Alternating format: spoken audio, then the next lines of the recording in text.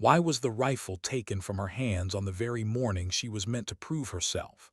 Why did the captain smile, as if the weapon that defined her career now belonged to him? Those questions echoed in Frances Jones's mind before the sun had even cleared the Yorkshire hills. This was supposed to be her moment. Years of sacrifice, training, and sleepless nights distilled into one single demonstration before the most powerful eyes in the military. But standing on that parade ground, her .50 ripped from her grasp by Captain James, she felt the weight of something darker. Not just sabotage, not just humiliation, something colder, something that had followed her since the first day she arrived at base. Her name was Frances Jones, 24 years old, a sniper who had done what no one thought possible, outshooting veterans who'd been holding rifles since before she was born. Yet here she was, treated not as a prodigy, not as a soldier, but as an inconvenience. Didn't even try to hide it. His hand clamped the like it was his trophy. "Safety inspection," he muttered, loud enough for the recruits nearby to smirk. But she knew the truth. She had known it for years. This man was not testing her safety, he was preparing her downfall. And yet she said nothing. She didn't lunge forward, didn't argue, didn't protest. Because silence, she had learned, was sometimes the only weapon left. Still, that silence had teeth. It bit her insides raw. 3 years earlier, she had walked through the gates with her uniform pressed, her future sharp, her head held high. It was supposed to be the culmination of everything she'd worked for since she was a teenager. Growing up in a small village outside Manchester, she'd never been the girl who blended in. Bullying at school had carved that lesson deep. But the day her grandfather, a retired Royal Air Force pilot, placed a rifle in her hands, everything changed. The world that had mocked her suddenly quieted. Her heartbeat steadied, her breath slowed, and the target downrange seemed to lean toward her, waiting to be pierced. It wasn't just shooting, it was belonging. By 16, she was beating men twice her age in competitions. By 18, she was a local legend, whispered about by recruiters who saw something raw and extraordinary. The army gave her promises, a chance to serve, a place in the most elite marksmanship unit in Europe, and for a while Frances believed them. She wanted to believe them. But promises wilt in the hands of men like Captain. He was 43, built like a rugby player, with the arrogance of someone who had never truly been challenged. Everyone called him brilliant, demanding, and uncompromising. But brilliance without conscience is just cruelty dressed in medals. From the first day he made it clear, Frances did not belong. He didn't shout it, he didn't leave proof. He spoke in poisoned whispers, in training assignments designed to break her. A misaligned scope here, a weakened bipod there, ammunition that never quite matched standard. Little things, almost invisible, but enough to make even the steadiest hands falter. "Not strong enough for the," he announced during her orientation, his words sharp as steel. "This isn't a game for little girls playing dress-up. Real war requires testosterone, not emotions." The recruits laughed nervously. She didn't. She just lowered her eyes, already calculating the cost of answering back. Because soldiers who resisted didn't last. Some transferred out quietly, others broke down, and the few who dared to complain, their records dissolved into black marks and poor performance notes until their careers vanished like smoke. But Frances stayed, not because she was unbreakable, but because she refused to give him the satisfaction of watching her leave. Every time he tightened the screws, she dug deeper. Every time he tried to humiliate her, she memorized the lessons. And now came the morning that would either crown her career or bury it. The annual precision demonstration. The day the best 12 shooters on base would perform for generals, NATO observers, and defense contractors. A shot at destiny. A shot at assignments that lived only in classified whispers. She had earned her place fairly. 8 months of flawless scores. Accuracy 15% higher than any of her peers. Skills that even couldn't deny without exposing himself. But what he couldn't deny, he could destroy. At 500 hours he called her, summoning her to the armory. The rifle she had trained with her was inspected by him, 20 minutes behind closed doors, 20 minutes in which every screw, every sight, every detail could be tampered with. When he returned, his face wore that infuriating calm. Perfectly calibrated, he said. She knew better. By the time the sun rose over the Yorkshire hills, Frances was walking toward the firing line. Her felt strange, wrong, heavier, off balance. Through the scope, the world blurred slightly as if someone had placed a fingerprint across the glass. The cheek rest forced her neck into an awkward strain. The bipod legs trembled with instability. None of it was accident. Had set the stage for her humiliation. The first target stood at 800 meters. Easy. A shot she had made 1,000 times. She settled into position, slowed her breathing, pressed the trigger. The bullet went wide by 18 inches. A murmur rippled across the crowd of observers. Generals with clipboards tilted their heads, pens scratching quietly. His voice sliced through the silence. "Steady on, Jones. Perhaps the pressure is already getting to you." The smirk on his face was salt on the wound. She adjusted for wind, fired again, missed again, worse this time. The panic set in like a cold flood. Her palms grew damp, her chest tightened. This was supposed to be her moment, and instead she was unraveling before the most important audience of her life. She could see pity in the general's eyes. Worse, she could see agreement. Agreement with. By the fourth shot, her confidence was broken. Every miss was another nail sealing her fate, had orchestrated the perfect downfall. But then, as she lay prone on that cold steel platform, she remembered a voice. Knott's, her grandfather, a memory from years ago at that Manchester shooting range. "Frances," he had said softly, "a good marksman adapts to their equipment. A great marksman makes the equipment adapt to them."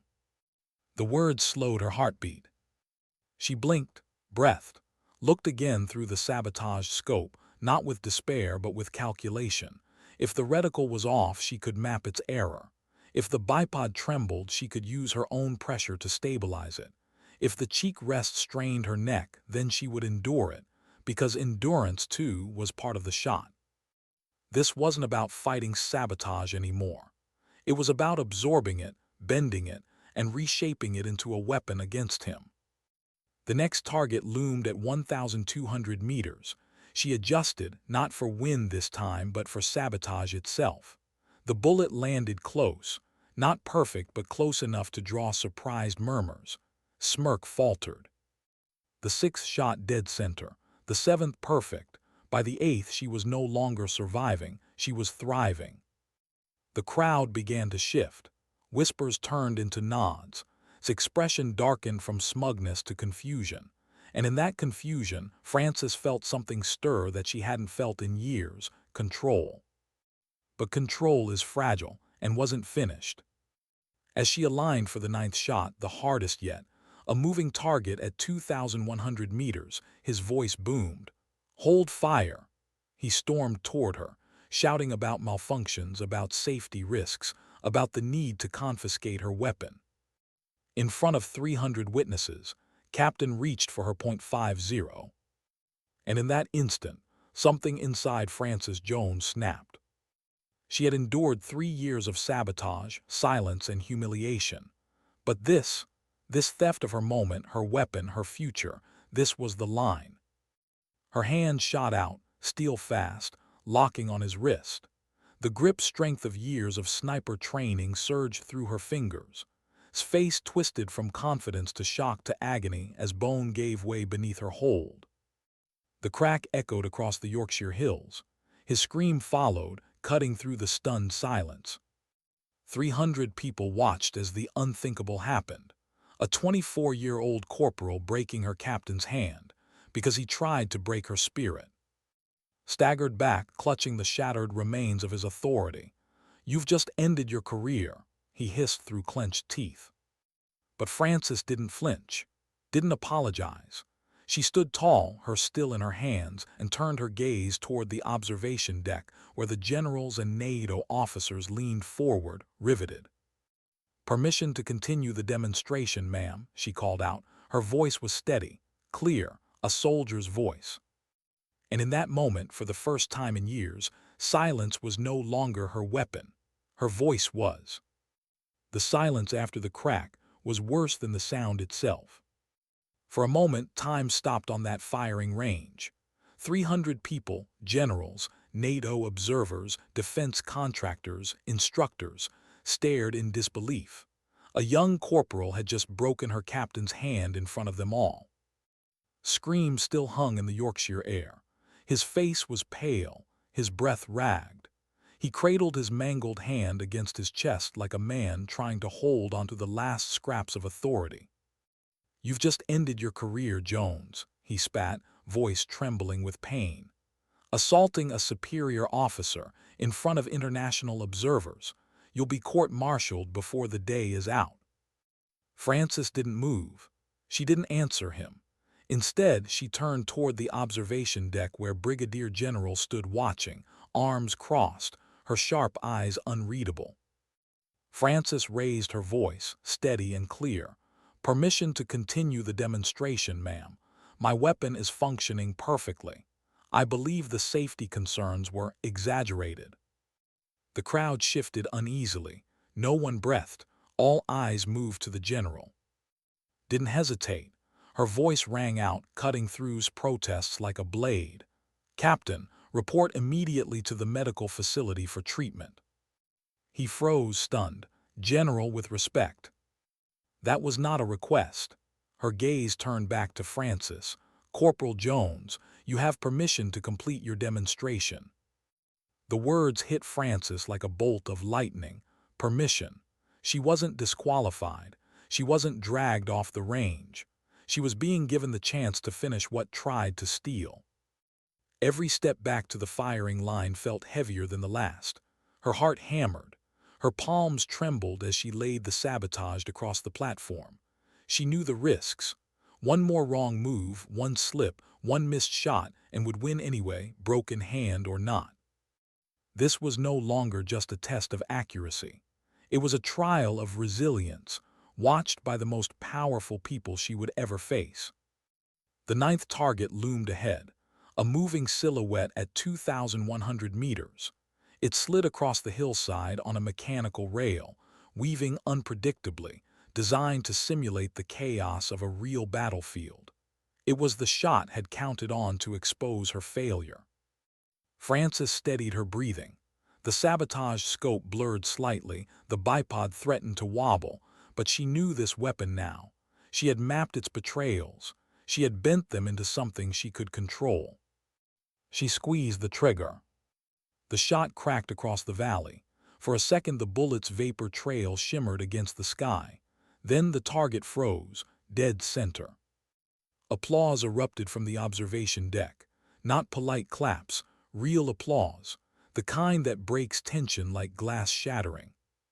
Frances felt a surge of something she hadn't felt in years. Pride. Not arrogance. Not relief. Pride. The kind her grandfather had seen in her that first day on the range. Target 10. Distance, 2,200 meters. A shot through swirling crosswinds and terrain that warped air like glass. She had studied this hillside for months. She knew the way the currents bent, the way the valley whispered. She adjusted, fired another hit. The applause grew louder. Even the contractors, men who had spent their lives watching military demonstrations, were shaking their heads in disbelief. Target 11. The psychological test. A bullseye no larger than a dinner plate at 2,400 meters. Almost impossible. Most shooters called it luck if they landed within 6 inches. Frances closed her eyes, felt the wind on her cheek, listened to the subtle patterns of air shifting against grass and stone. She opened them again. The world narrowed to a pinpoint. Her heartbeat slowed. She fired. Through the scope, she saw the bullet strike the exact center. A perfect shot. The target rang with the vibration of steel hit square. Gasps, then thunderous applause. Generals who had spent decades in combat were on their feet. NATO observers scribbled notes furiously. But Frances barely heard them. Her eyes had already shifted to the 12th and final target. It stood almost a mile and a half away, 2,500 meters, barely visible even through high-powered optics, smaller than a human head, swaying gently on a steel post. The shot that would decide everything. If she missed, could claim her previous hits were luck, that she cracked under pressure, that the impossible shot had proven his point. But if she hit it, her silence, her suffering, her years of sabotage would no longer be buried. They would be undeniable. She lay prone again, pressing her cheek against the uncomfortable rest. The scope blurred slightly, the lines not quite true. She compensated, fingers light on the trigger, breathing calm. The air was perfect, the wind steady. She could feel the earth itself holding still, waiting. The mathematics filled her mind. Bullet drop, wind drift, the effect. But beneath it all, something deeper whispered, "You belong here. This is what you were born to do." She squeezed. The bullet streaked across the valley, its vapor trail glowing faintly in the sunlight. Seconds stretched like eternity. Then, impact. The steel post shuddered violently. The head-sized target rang out with the undeniable sound of center mass. For 3 seconds, silence, absolute silence. Then the range erupted. Applause thundered. Generals clapped. Contractors cheered. NATO observers snapped photographs of the distant target. Instructors who had seen everything stared open-mouthed at what she had just done. Frances didn't smile. She didn't raise her weapon in triumph. She just breathed, slow, deep, the kind of breath that comes after 3 years of holding it in. And in the corner of her vision she saw his broken hand cradled against his chest, his face twisted, not from pain now but from defeat. He knew it. Everyone knew it. General descended from the observation deck, her boots crisp against the gravel. Tried to intercept her, but she walked past him without a glance. She stopped in front of Frances, her voice carrying across the silent range. "Corporal Jones, that was the most impressive display of adaptive marksmanship I've seen in 30 years.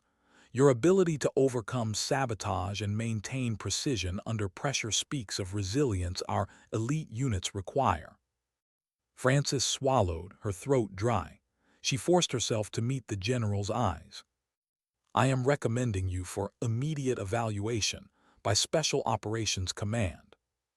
His face went white. A recommendation like that was the kind of chance most soldiers only dreamed of. His sabotage, his years of cruelty, had backfired spectacularly, elevating the very woman he tried to bury. The applause swelled again, but Frances barely heard it. Her hands trembled as she laid the down. She could still feel the ghost of his grip on it, still hear the crack of his bones beneath her fingers. And yet something shifted inside her. For the first time she believed she had not just survived his cruelty, she had conquered it. But there was something the audience didn't know, something Frances hadn't told them.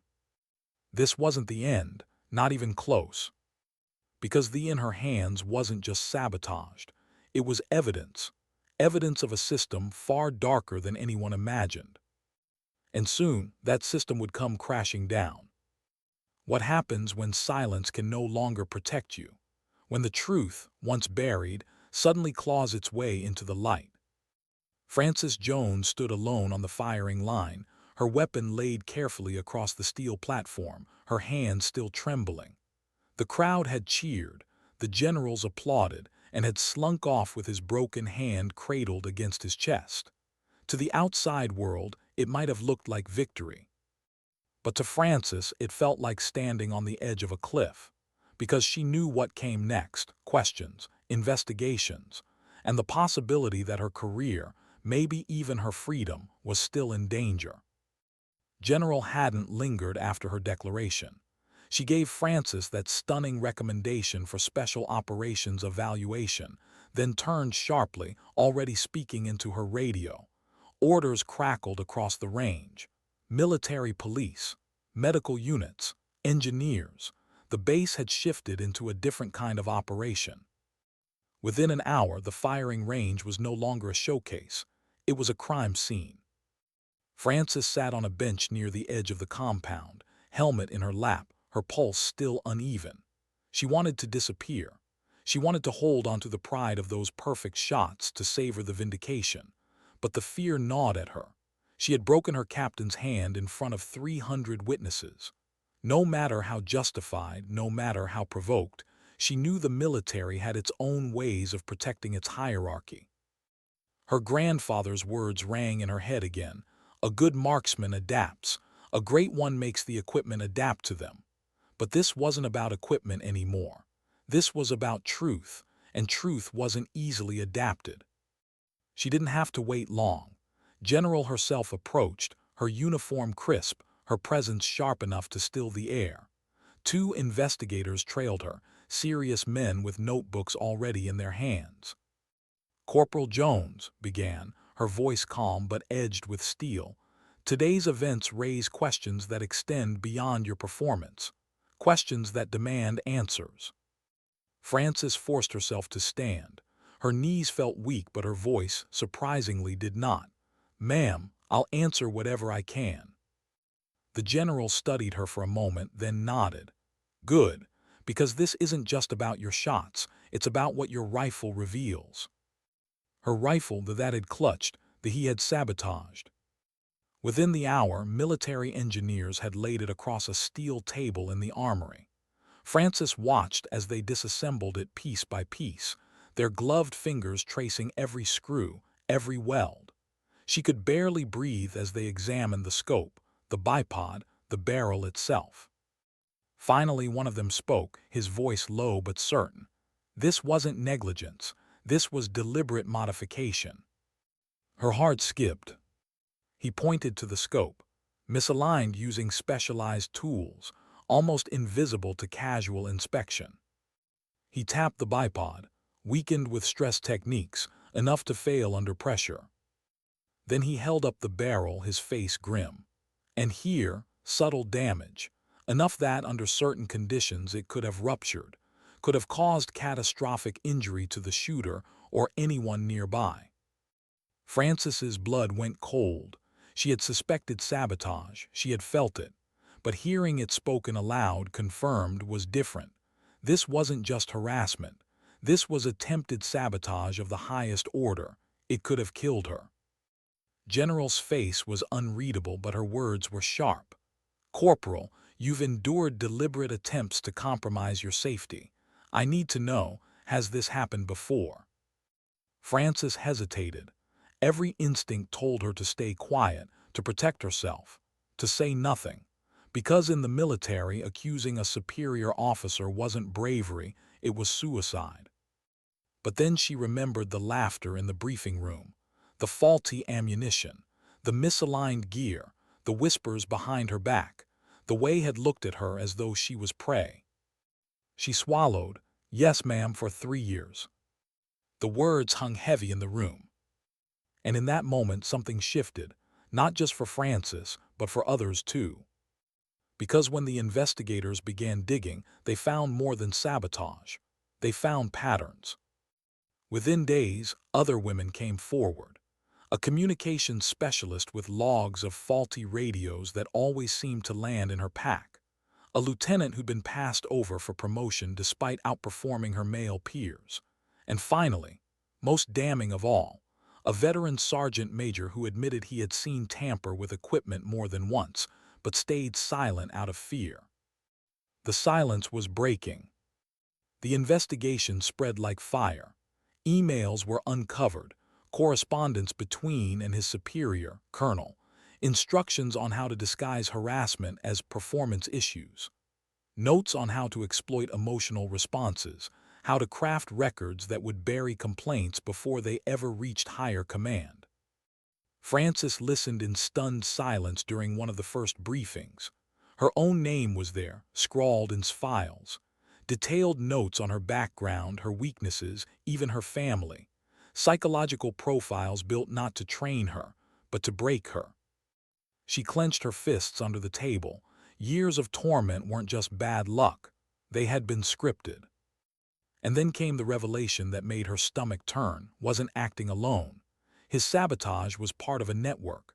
Across bases in England, Scotland, Wales, female soldiers reported eerily similar tactics: faulty gear, evaluations, sabotaged assignments, always explained away as coincidence, always buried. It wasn't just one man's prejudice. It was systematic, organized, a quiet war against women who dared to aim for elite ranks. Frances lay awake at night in her barracks, staring at the ceiling, her mind racing. Part of her felt vindicated. At last, people were listening. At last, the truth had faces, names, evidence. But another part of her felt the familiar chill of fear. What if speaking out destroyed her career anyway? What if the system protected the way it had for years? What if she became the scapegoat for daring to stand up? Every morning she forced herself to walk the base with her chin high, though her insides quaked. Soldiers stared at her now, not with mockery but with something stranger. Some looked with admiration, others with resentment. Some whispered, "That's the one who broke the captain's hand."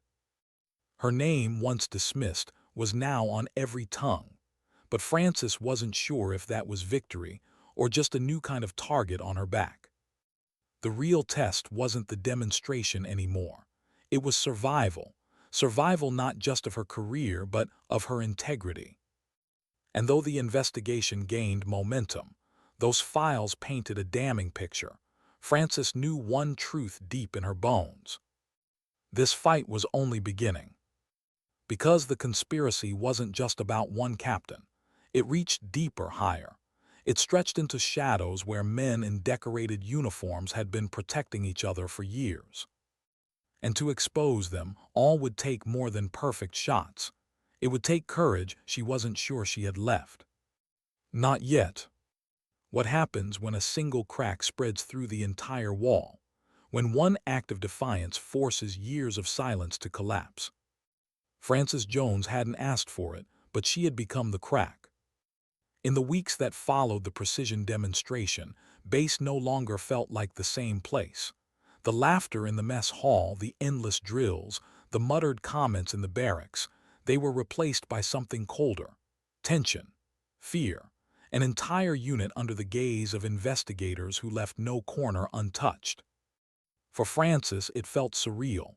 She had expected punishment, retaliation, perhaps a quiet transfer, her career erased.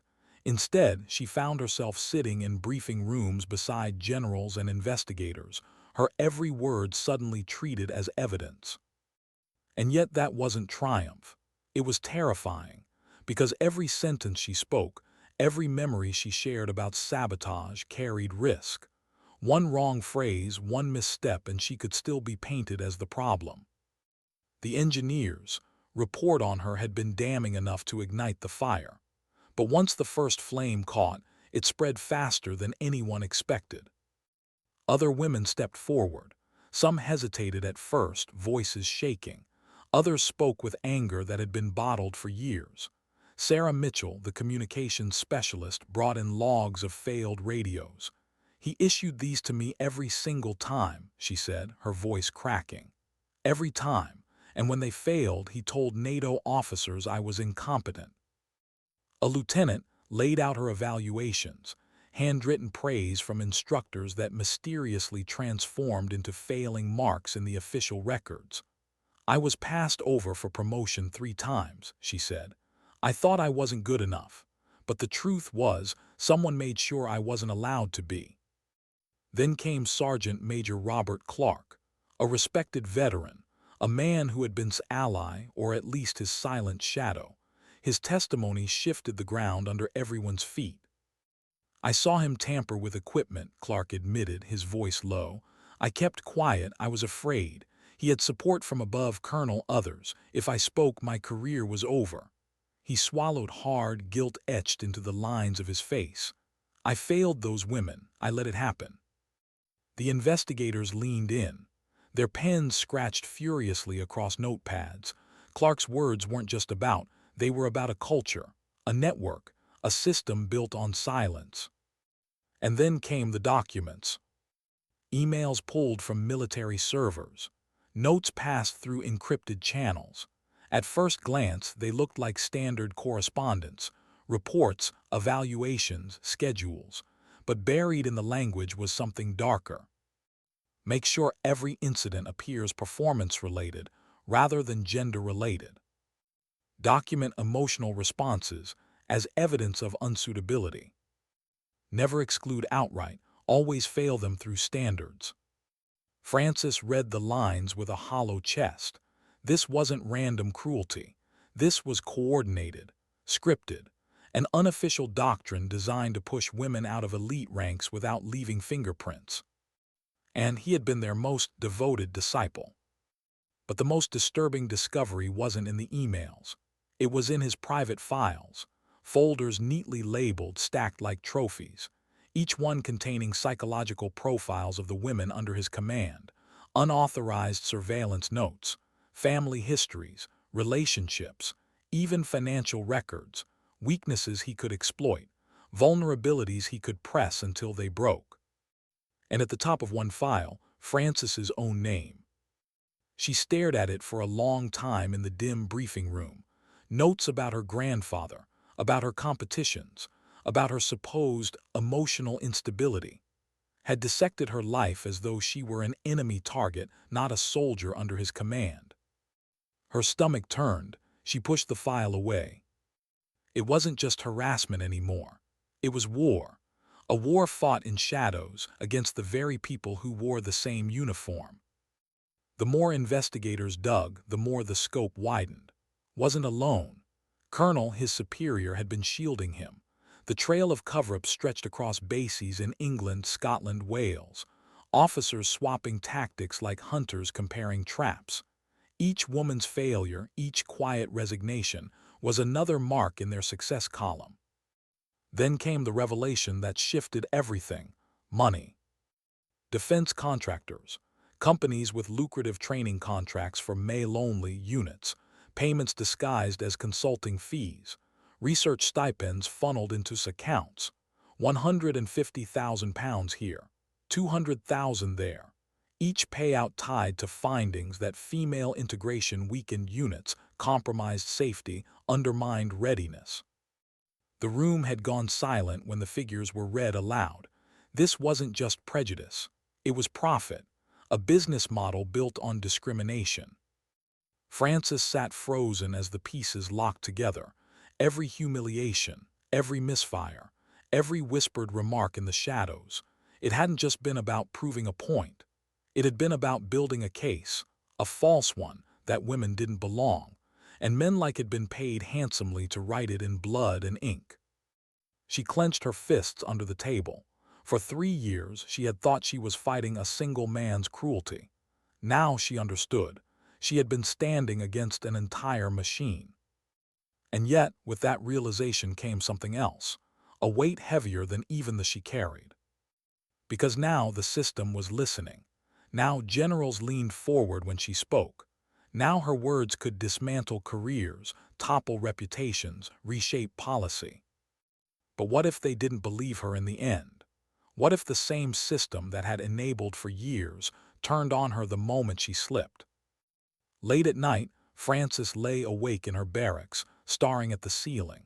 She remembered the laughter of recruits when mocked her, the sting of humiliation after missed shots engineered to make her fail, the nights she'd cried quietly into her pillow, wondering if she should just quit.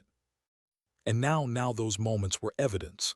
Now they mattered. Now they might change everything. She whispered into the darkness, as if speaking to her younger self. It wasn't your fault. It was never your fault. The words trembled, but they were true. For the first time, she believed them. The investigation widened still further. 7 bases, 12 officers, dozens of records. The picture that emerged was devastating. Not isolated incidents, not a few bad apples.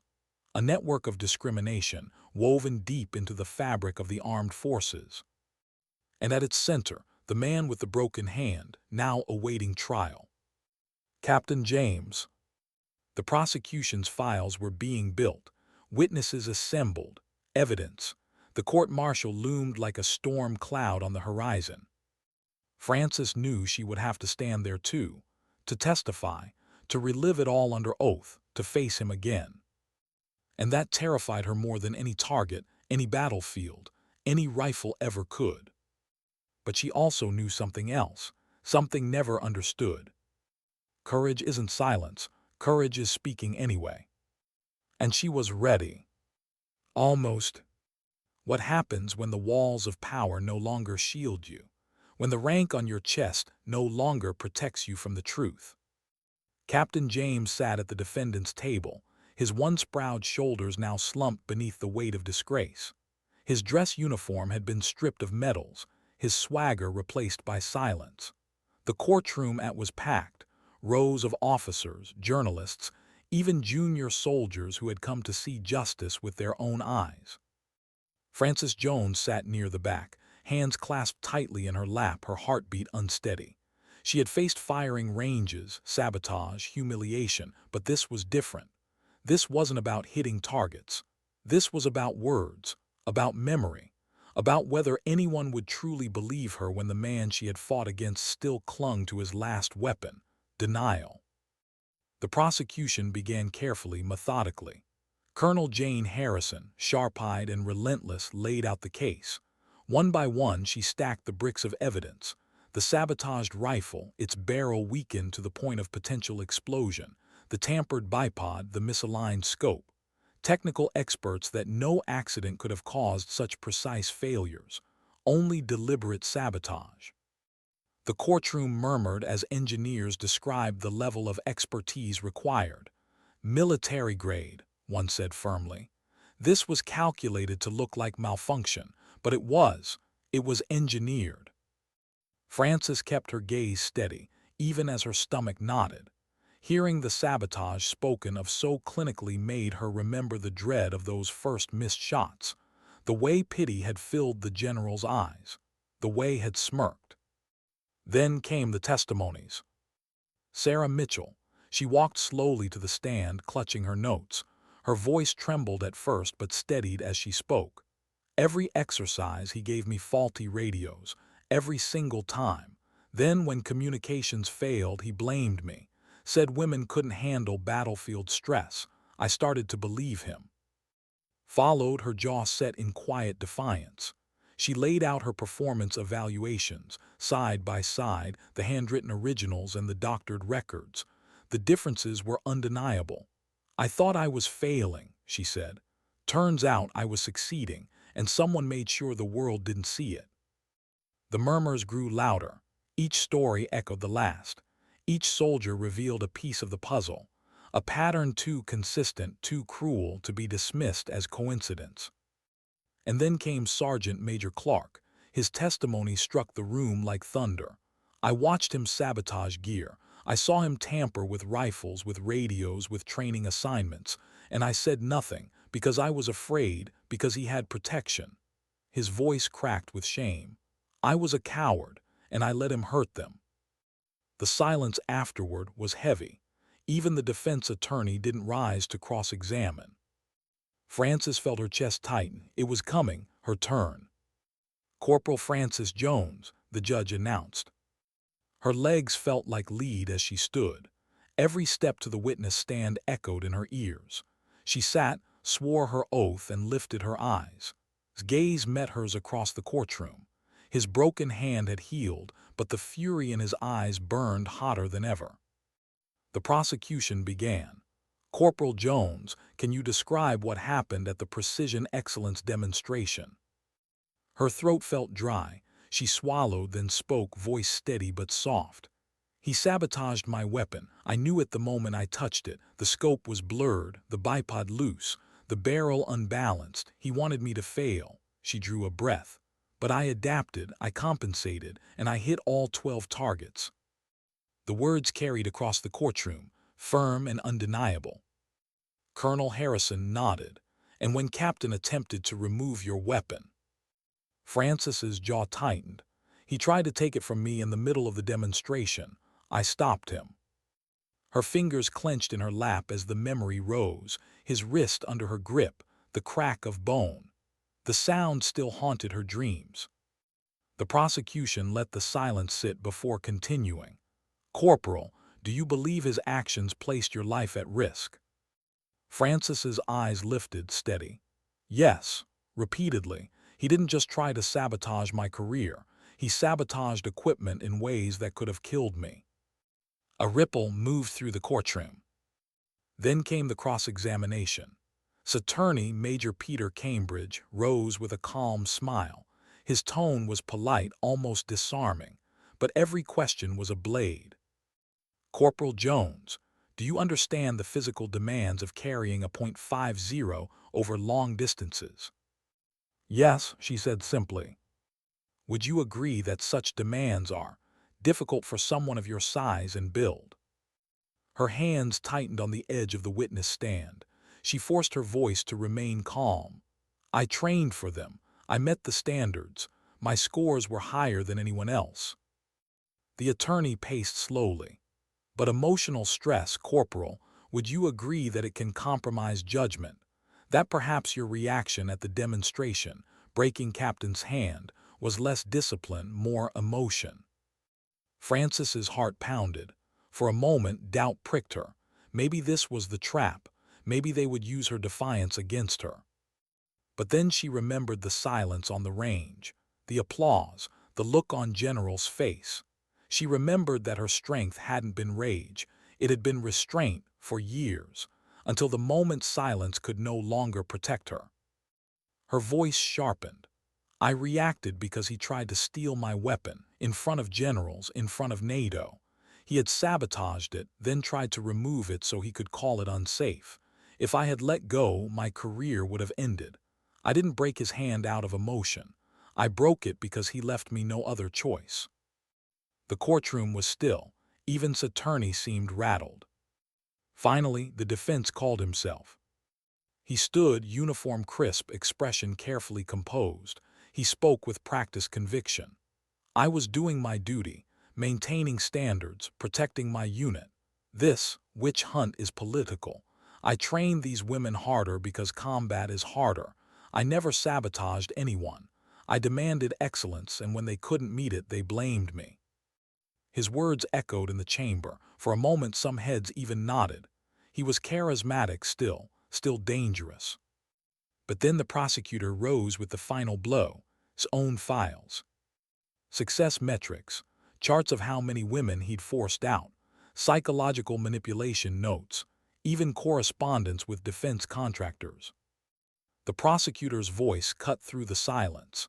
"Captain, if you were maintaining military standards, why were you paid over £150,000 by companies who profited from excluding women from training programs?" His face went white, his mouth opened, but no words came. The silence was devastating. The judge's gavel struck once. The trial had reached its turning point. And Francis knew it. She sat quietly, her body trembling with adrenaline, her heart heavy with the cost of truth. Had been exposed. But the echoes of his cruelty, the damage he had done, could never be erased. She drew a slow breath, her gaze dropping to her hands. The hands that had once trembled on a rifle trigger. The hands that had snapped bone. The hands that had held silence for years, and finally, at last, spoken. But the verdict was still to come. And in the waiting, the weight of it all pressed down harder than ever. What happens when the hammer finally falls? When the system that once silenced you finally speaks, not in whispers but with judgment. The courtroom was silent as the panel of senior officers filed back into their seats. Hours had passed since deliberations began, but for Frances Jones, it felt like years. She sat rigid, every muscle locked, her hands clasped so tightly her knuckles were white. At the front of the room, Captain James stared straight ahead. His jaw was clenched, his face pale but defiant. His uniform still bore the cut of authority, but his eyes betrayed him, bloodshot, restless, desperate. The presiding judge, Colonel Elizabeth, rose to deliver the verdict. Her voice carried with a gravity that stilled the room. "Captain James," she said slowly, "this court finds you guilty on all charges." The words landed like artillery. Conduct unbecoming of an officer, systematic harassment of subordinates, deliberate sabotage of military equipment placing lives at risk, conspiracy to defraud the armed forces through records, acceptance of bribes from defense contractors. A collective breath rippled through the room. For a moment, Francis could hear only her heartbeat. His face drained of color, his defiance cracked, his hands trembled against the table. Colonel's voice was unflinching. You are hereby sentenced to 5 years in military prison, reduction in rank to private, forfeiture of all pay, all allowances, and dismissal from military service with dishonor. You will be barred permanently from any defense-related position and stripped of veterans' benefits. This court is adjourned. The gavel struck once, final, irrevocable. The room erupted, not with applause, not with celebration, but with a low murmur, the sound of something monumental shifting. Soldiers leaned to whisper to each other. Reporters scribbled furiously. Generals exchanged grim nods. Francis sat frozen. The verdict she had dreamed of, feared, doubted, it was real. The man who had tormented her for 3 years was finished. His rank erased, his career destroyed, his name destined for disgrace. But the relief didn't come, not yet. Because for all his arrogance, for all his cruelty, had never been alone. The investigation had widened beyond him. Colonel, his superior, had been charged with actively covering up harassment. Internal emails revealed him advising on how to mask discrimination as performance issues. His trial was next.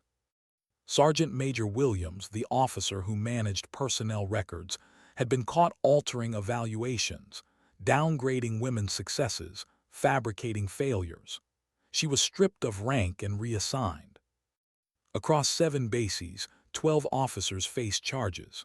Court-martials spread like wildfire, names once untouchable dragged into the light. The walls that had protected were crumbling. And for the first time in her military life, Francis felt the truth settling over the institution like a storm breaking. The system had been complicit. But as the others whispered, as the reporters scribbled, she sat quietly, her gaze lowered to her lap. The weight pressing down on her wasn't gone.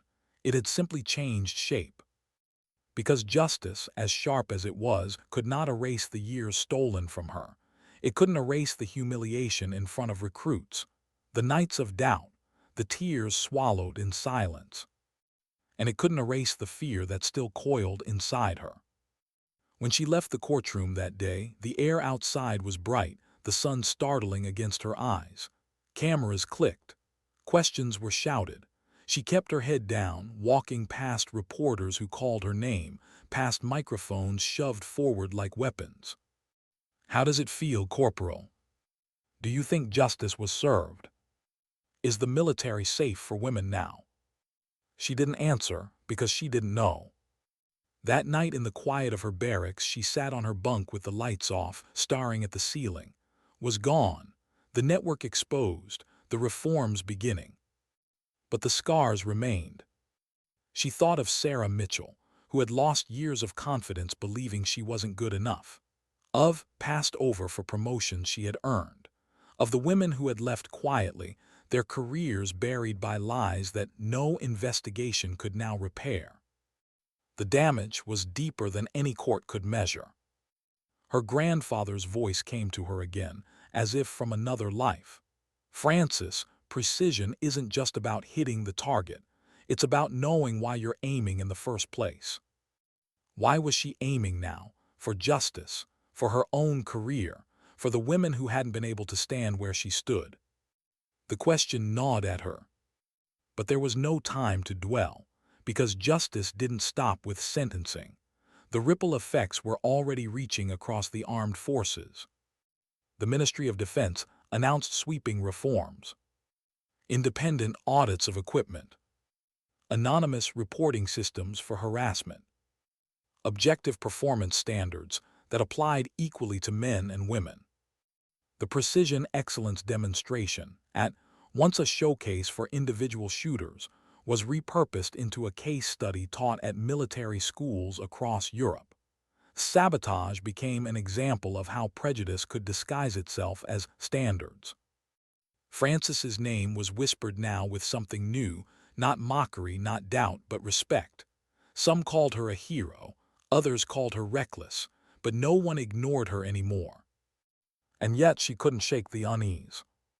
Because justice wasn't clean, it wasn't neat, it didn't stitch wounds closed, it only revealed them raw and red for everyone to see. In quiet moments, Frances admitted something to herself. She was tired, tired in a way that perfect shots and courtroom victories couldn't cure. She had fought, she had survived sabotage, she had stood in court and told the truth, and she had won. But winning didn't feel like she thought it would. It felt heavier, more complicated, because now, with the walls cracked open, she realized this fight had never just been hers. It belonged to every woman who had been silenced, every soldier who had been told they didn't belong. And that truth was both empowering and terrifying. She sat at her desk that night, staring at her rifle propped against the wall, the same that had once been sabotaged, the same one that had betrayed her and then redeemed her. She reached out, her fingers brushing the cold steel. For years it had been her weapon, her shield, her voice when she had none. Now it was something else, a reminder, not of sabotage, but of resilience. She whispered to herself almost like a vow, "This isn't the end, it can't be."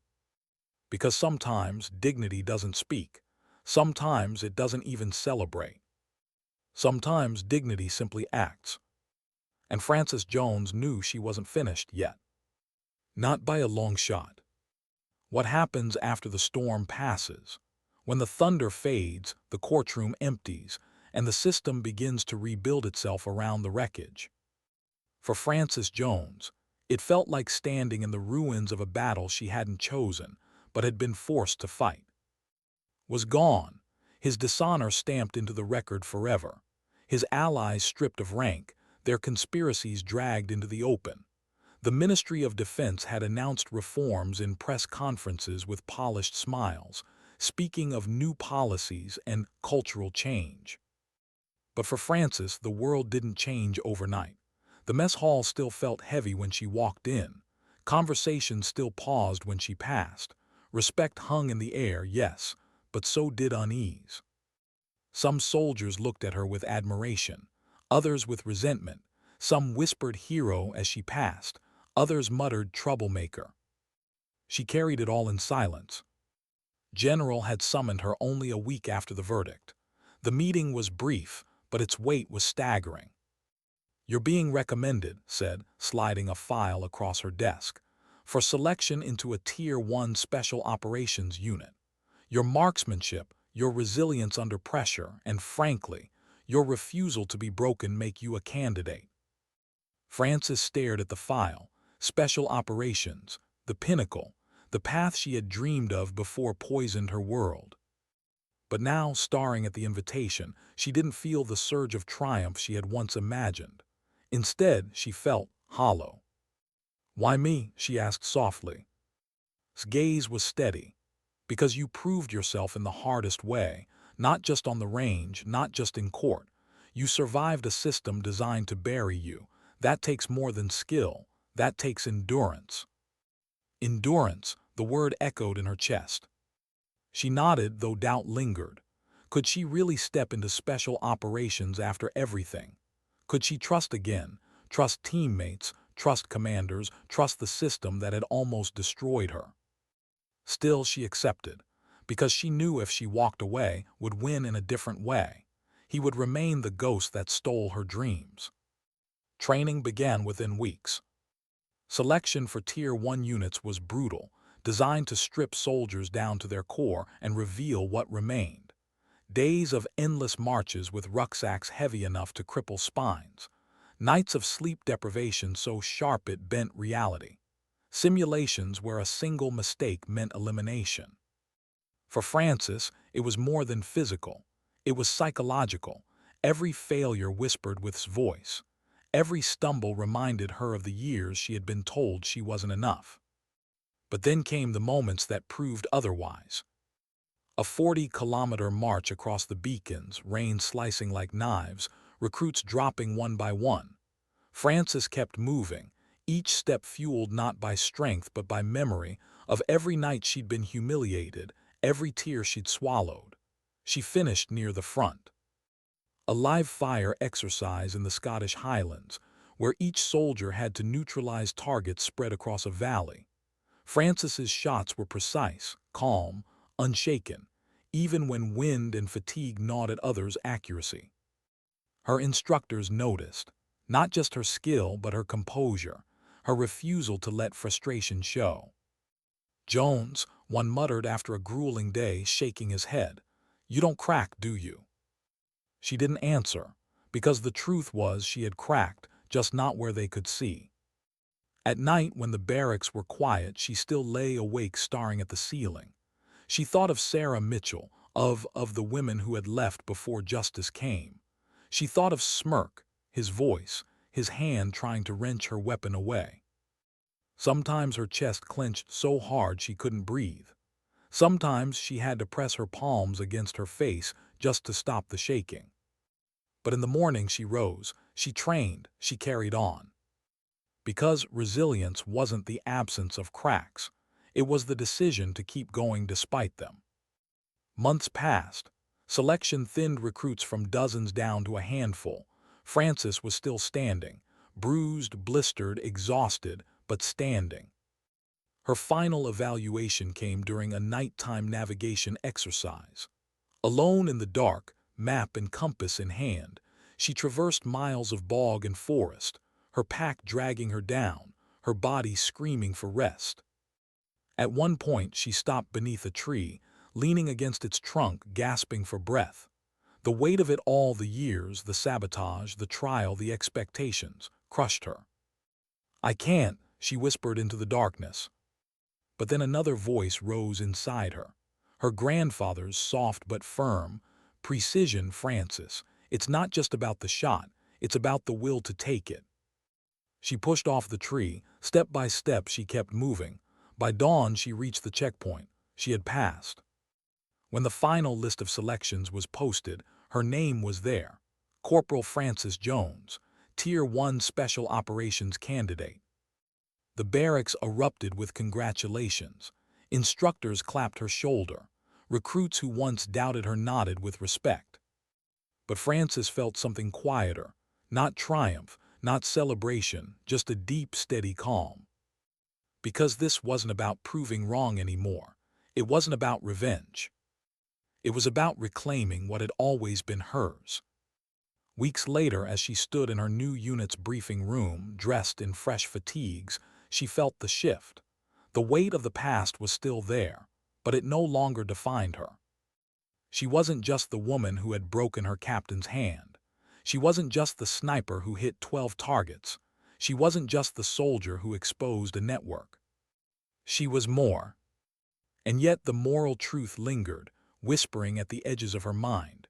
Resilience has a cost paid in silence, in scars, in sleepless nights, a cost not always visible to the world that applauds your victories. Frances carried that cost with her, quietly, with dignity. Because sometimes the measure of strength isn't in how loudly you fight, it's in how quietly you endure. And though the system was changing, though reforms were spreading, she knew the fight wasn't over. Not for her, not for those who would come after her. But for the first time, she felt ready. Because resilience, though costly, had given her something could never touch. It had given her freedom. What happens when the silence of the past finally meets the silence of the battlefield? Frances Jones lay prone on a ridge overlooking a valley in the Middle East, her .50 cradled against her shoulder. The desert stretched endlessly, heat shimmering in waves, the horizon blurred by dust. Her unit moved quietly below, slipping between rocks and shadows. This was no demonstration, no courtroom. This was war. Through her scope, the world narrowed. A single compound sat at the valley's edge, its walls thick, its gate guarded. Intelligence reports had marked it as a hub for weapons trafficking. Her task was simple on paper: provide overwatch, eliminate threats, protect her team. But nothing about it felt simple. Her breathing slowed. She felt the rifle steady beneath her, not sabotaged, not weakened. Rebuilt, balanced, tuned to her hand like it had been waiting for this moment. She thought of the courtroom, of the sabotage that once made her doubt every shot, and she realized, here on this ridge there was no one left to undermine her. The weapon was hers, the choice was hers, the precision was hers. A voice crackled softly in her earpiece. "Overwatch, this is Alpha 1, status." She whispered back, eyes on target, clear, no movement beyond 2 guards. Her team advanced, shadows among shadows, and Frances kept watch, her finger poised near the trigger, her heart steady despite the heat. For hours she lay in silence, watching, waiting, protecting. And in that silence memories returned, not of sabotage, but of her grandfather's words. Precision isn't just about hitting the target, it's about knowing why you're aiming. Why was she aiming now? Not for vengeance, not for recognition, not even for survival. She was aiming so others could move forward without fear, so her team could cross the valley alive, so the mission could succeed without sacrifice. That truth steadied her more than any training. A sudden shift in the compound drew her focus. A door creaked open. 3 men stepped out, rifles slung across their shoulders. They scanned the horizon casually, unaware of the woman lying invisible above them. Her breath slowed. She adjusted her aim. Time seemed to stretch thin, fragile. She could fire, end them in seconds, but her orders were clear: fire only if her team was threatened. So she waited. The men turned, talking, pointing lazily at the sun dropping lower. Then, with a shrug, they went back inside. Frances lowered her cheek to the stock, exhaling slowly. Precision wasn't always about the shot you took. Sometimes it was about the one you didn't. The operation continued into the night.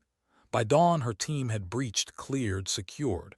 No casualties, no alarms, weapons caches destroyed, intel gathered. Mission complete. And Frances, she had never fired a single round.